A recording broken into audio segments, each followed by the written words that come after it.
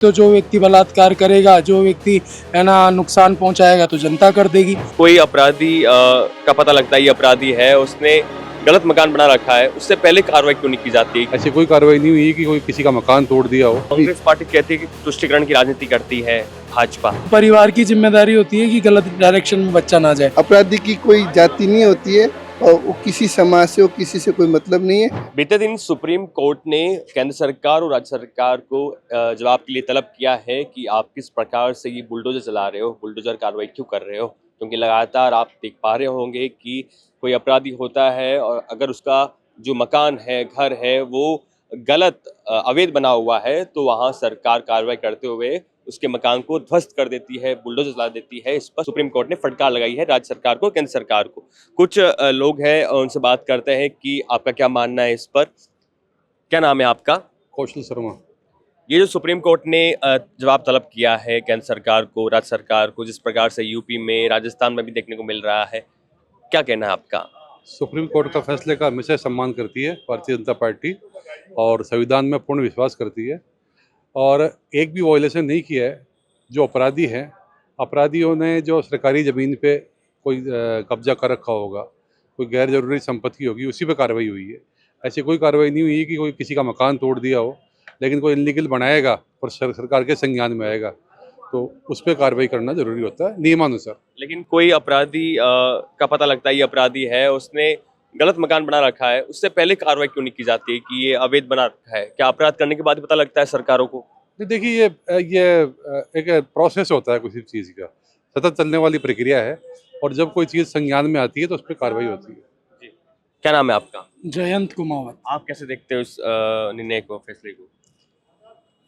भाई हम जुडिशियल के ऊपर तो पूर्ण रूप से सहमत है। हम चाहते भी हैं कि जुडिशियल अपना निर्णय दे, परंतु जन भावनाओं के अकॉर्डिंग सरकारें चुनी जाती है।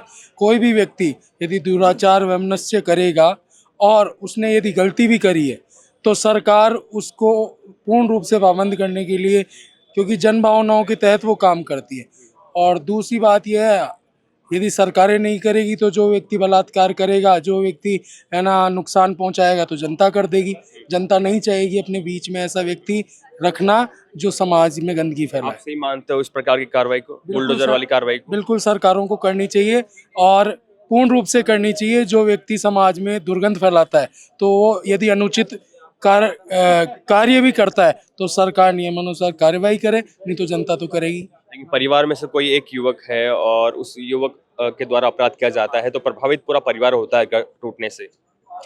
प्रभावित परिवार होता है, परंतु परिवार की जिम्मेदारी होती है कि गलत डायरेक्शन में बच्चा ना जाए।